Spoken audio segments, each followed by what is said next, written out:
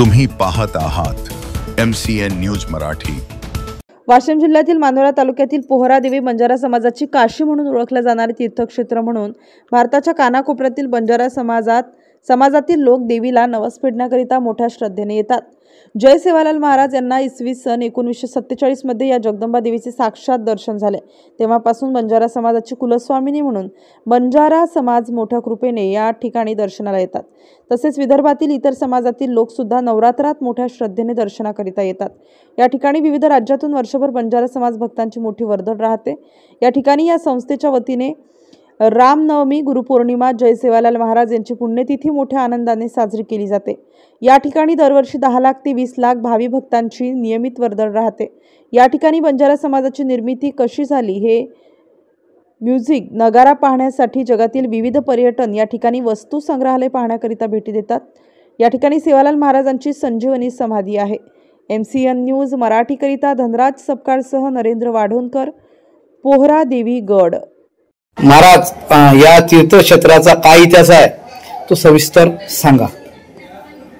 जय सेवालाल। धर्मगुरू महंत कबीरदास महाराज या पोहरा देवीचा इतिहास म्हणजे संत सेवालालचा जन्म हा दक्षिण भारतात झाला। त्यांच्या वडिलाला म्हणजे भीमा नायकाला ही आदिशक्ती ज्याला आम्ही जगदंबा म्हणतो, भरीमाय म्हणतो, ही भीमानायक बापूला प्रसन्न झाली आणि त्याच्यामधून संत सेवालालचा धर्मणी मातेच्या उदरी त्यांचा जन्म झाला। आणि त्यांच्याकडे 3755 गौधन होते।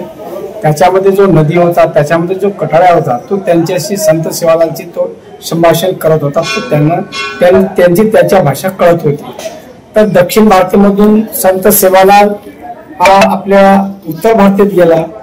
ज्याला आपण उत्तर भारतात गेला, उत्तर भारतामधून दिल्ली, लाहोर ह्या सगळ्या ठिकाणी संत सेवालाल त्या रस्त्यानं जेव्हा दक्षिण भारतामधून निघाला उत्तर भारतासाठी आणि या महाराष्ट्रामध्ये, भारतामध्ये म्हणजे मध्यम भारत या ठिकाणी संत सेवालालचा हा समाधीस्थळ।